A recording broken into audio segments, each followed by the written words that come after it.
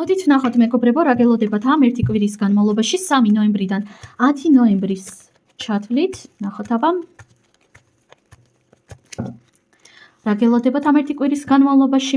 მეტი სულიერი განვითარება, სულიერი განვითარების კუთხით რაღაც სრულიად ახალ ეტაპზე გადასვლას ვხედავ აქ, რაღაც ახალ ცოდნას, ახალ ინფორმაციებს, მსოფლმხედველობის გაფართოებას. ასევე აშკარად ჩანს აქ რაღაც ახალი შანსები, რაღაც ახალი პერსპექტივები.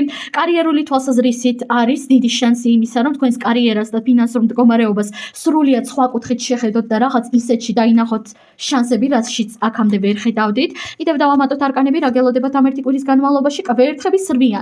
ახალი მიზნები, ახალი мотивация, მეტი სასიცოცხლო ენერგია სხვათა შორის, მეტად მოტივირებული იქნებით, მეგობრებო. კიდევ დავამატოთ არკანი. მეტად მოტივირებული იქნებით და თქვენ ცხოვრებაში რა ნეგატიური პერიოდიც იყო ახლო წარსულში.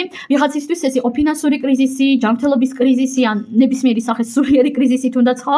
ყველასთვის ეს კრიზისი დასრულდება.